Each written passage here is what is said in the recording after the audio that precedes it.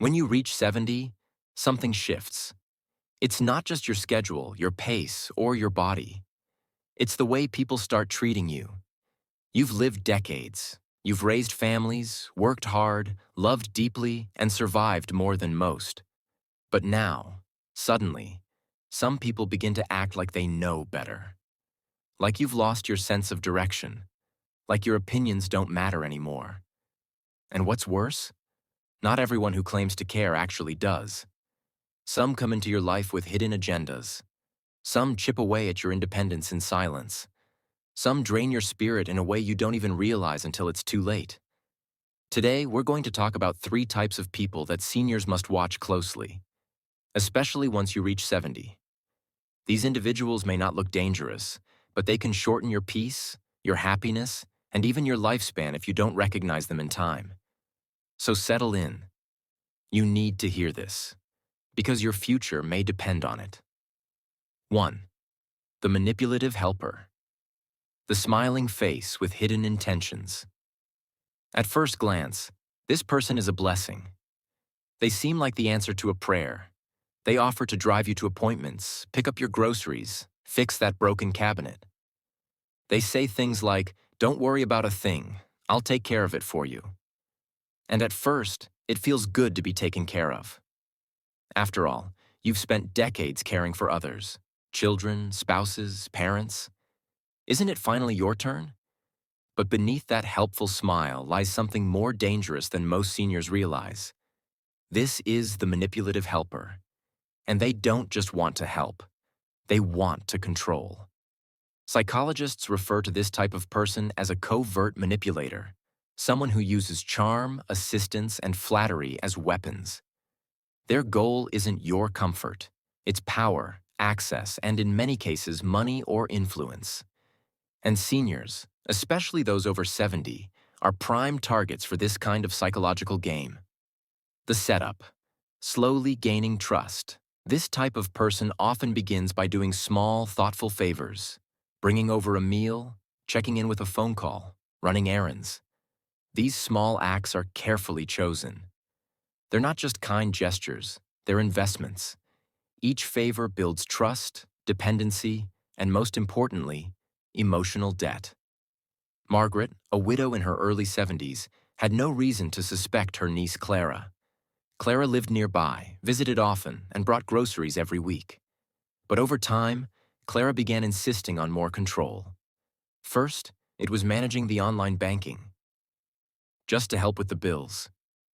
Then it was canceling Margaret's cleaning lady. "No need, I can do it." Within months, Margaret's social life shrank.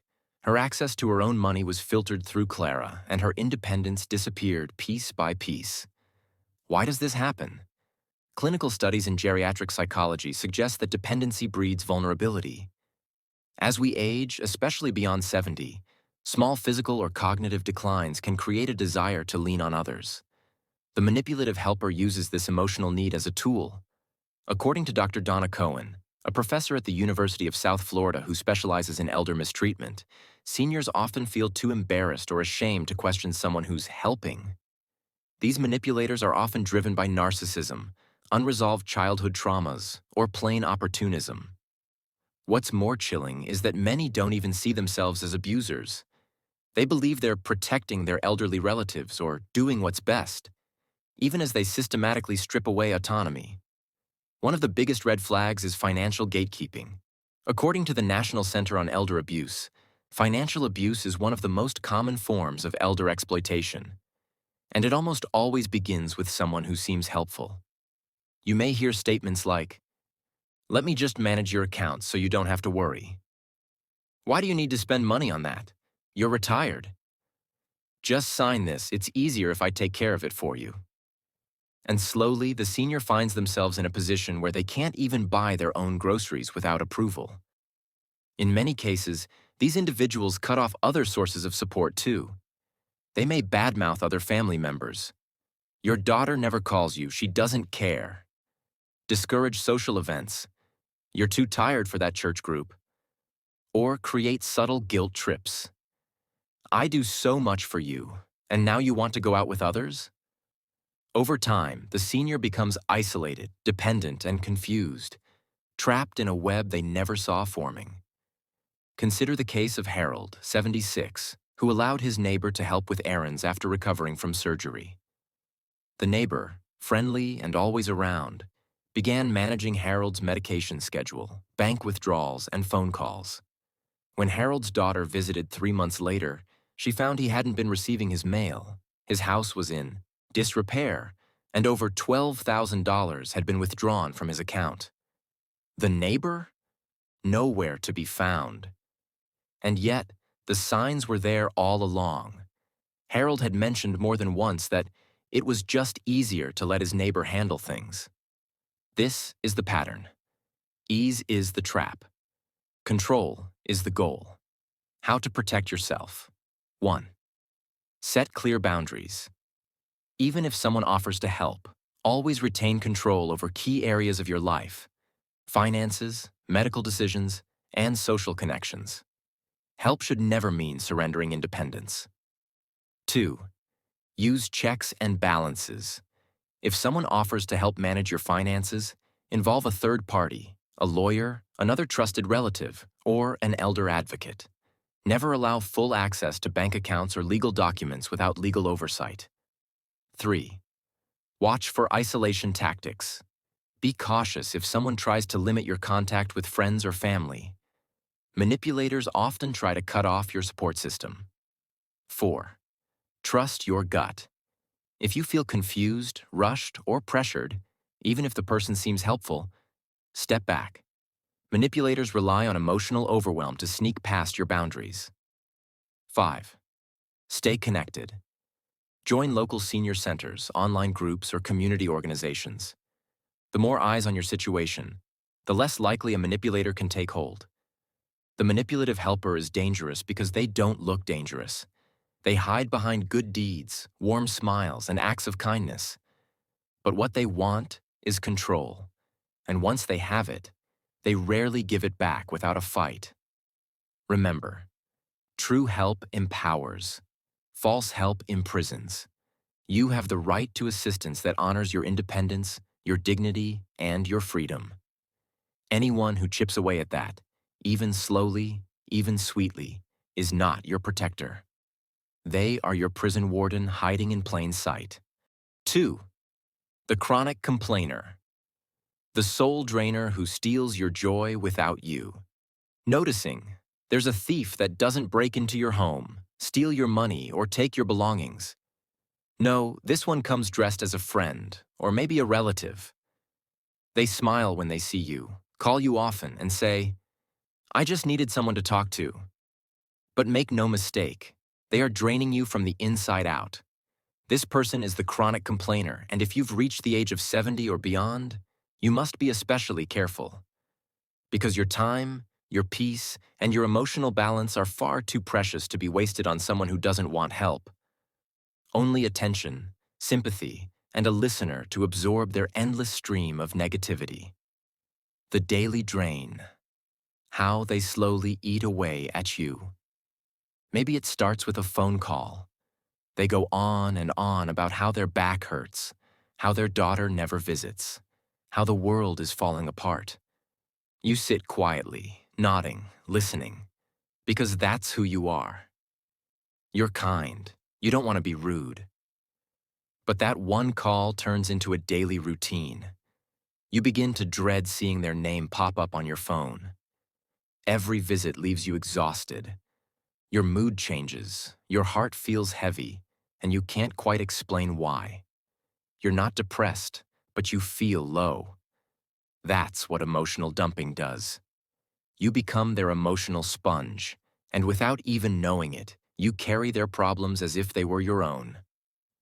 The psychological damage. What happens to seniors who absorb too much negativity? Psychologists call it emotional contagion. The phenomenon where one person's emotions, especially negative ones, can influence the mood and well-being of another. Seniors are particularly vulnerable to this because they are often more empathetic and more isolated, making them a ripe target for someone who wants a permanent audience for their complaints. A 2019 study published in the Journal of Aging and Mental Health showed that chronic exposure to negative conversations in late adulthood significantly increased the risk of anxiety, cognitive fatigue, and even mild cognitive impairment, MCI. In plain language, being around constant negativity can literally wear down your brain. And yet, many seniors continue to allow these people into their lives because they feel obligated. She's my sister. He's my lifelong friend. She doesn't have anyone else. But what about you? What about your mental health? George, 73, was a retired postmaster who lived alone after his wife passed. He kept a peaceful routine: gardening, reading, short walks. But one day, an old friend named Bernard reappeared in his life. Bernard had problems, a lot of them.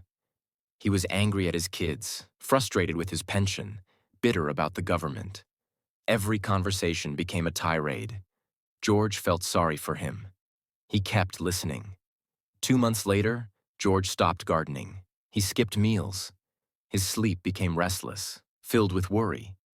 At his next checkup, his doctor noted his blood pressure was dangerously high and asked what had changed. George said, "I think I've just been talking to the wrong person every day." That's the power of emotional toxicity. It enters through conversation and settles in the body like poison. Why you must let go, even if it hurts. You've earned your peace. You've lived through world events, personal losses, heartbreaks, and triumphs. Now you should be surrounding yourself with laughter, meaningful conversations, soft joy, not someone else's permanent thundercloud. Letting go of a chronic complainer doesn't mean you're cruel. It means you're finally protecting yourself. Remember this: you are not a therapist. You are not their punching bag. You are not required to be the keeper of someone else's misery. A 2021 study by the American Psychological Association confirmed that seniors who reduced exposure to persistently negative individuals experienced lower inflammation markers, better memory recall, and improved daily function. Your health responds to your emotional environment, just like a plant thrives with sun and wilts in shadow. How to spot a chronic complainer. Before they drag you down, sometimes it's not obvious right away. These people may not shout or cry. They might sound normal, even cheerful, but their pattern is clear if you pay attention. Watch for these warning signs. 1. They never take responsibility for their life. Everything is always someone else's fault. 2. They repeat the same stories of misery over and over again, with no interest in solutions. 3. They dismiss your joys or change the subject when you talk about something positive. 3. The subtle underminer. The one who pretends to support you while secretly breaking your spirit. There's a kind of person who never yells, never steals, never says anything that seems obviously cruel. In fact, they might smile when they talk to you. They might even say, "I'm just being honest," or "I say it because I care." But their words, their presence, their quiet remarks and little eye rolls, they don't leave you feeling loved or respected. They leave you feeling small, confused, and unsure of yourself. They make you second-guess your decisions, question your memories, and feel like maybe, just maybe, you're slipping. This person is the subtle underminer, and they are often the most dangerous of all, because they break you without you even noticing it. They hide behind concern, but their goal is control. This type of person doesn't scream or demand. Number. They erode you with suggestions, backhanded compliments, and soft insults disguised as care. They say things like, "Are you sure you want to do that at your age? That's not how I remember it. Maybe you shouldn't be handling this on your own anymore. You forgot that already? That's a little worrying." At first, you might brush it off. You might even laugh and say, "Oh, I must be getting old." But if these comments come regularly, from the same person, over time, they chip away at your confidence. They make you feel like your memory is failing faster than it is, like your independence is foolish, and your choices are embarrassing. And here's the terrifying truth. Once they've planted enough seeds of doubt in your mind, they can start making decisions for you. That's the long game of the subtle underminer, to position themselves as the only one who really knows what's best for you. This behavior has a name. It's called gaslighting, a form of psychological manipulation where someone causes you to question your reality, memory, or perceptions. And it's particularly devastating for seniors. According to Dr. Patricia Barnes, a clinical psychologist who specializes in elder psychological abuse, gaslighting often increases after the age of 70 when cognitive changes begin to surface. Even minor forgetfulness can become a weapon, she says. Subtle underminers use these natural changes to create a false image of the older adult as incapable, unreliable, or unstable. What makes it worse is that this person is often a family member, a son, a daughter-in-law, a longtime friend, someone you want to trust. They may even believe they're helping, but they're really eroding your autonomy for their own comfort, ego, or sense of control. Eleanor, 81, was fiercely independent. She still drove, did her own shopping, and paid her own bills. Her youngest son, Derek, began visiting more often after her husband passed. At first, it seemed sweet, but he started pointing out every small thing Eleanor forgot. If she misplaced her glasses, he'd say, "Mom, you really need someone to keep an eye on you." If she repeated a story, he'd sigh and whisper, "We've heard that 5 times already." When she wanted to donate to her church, he'd say, "You really shouldn't be handling money anymore." Eventually, Derek started taking over decisions, without asking. He moved money between her accounts, canceled her bridge group membership. When she tried to push back, he said, "You're being paranoid. I'm just trying to help."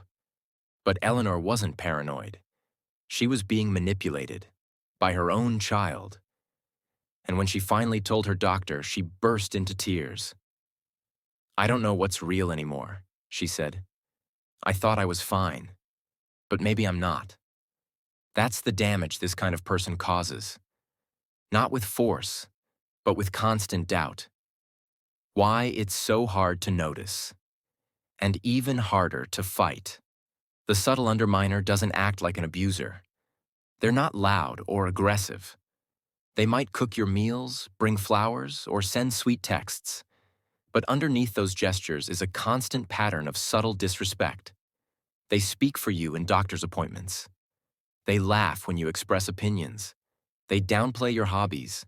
They raise eyebrows when you dress nicely, or take too long choosing your words. Their message is always the same. You're not capable anymore. And over time, if you hear it enough, you start to believe it. What it does to your mind and body. This slow erosion isn't just emotional, it's physical. Studies from the Gerontological Society of America show that seniors exposed to persistent belittling, even when subtle, experience elevated cortisol levels, higher blood pressure, and increased risk of depression and cognitive decline. That's because dignity is essential to health. You don't just need food and medicine. You need to feel capable, useful, heard. When someone constantly steals that from you under the pretense of helping, it causes more harm than aging ever could.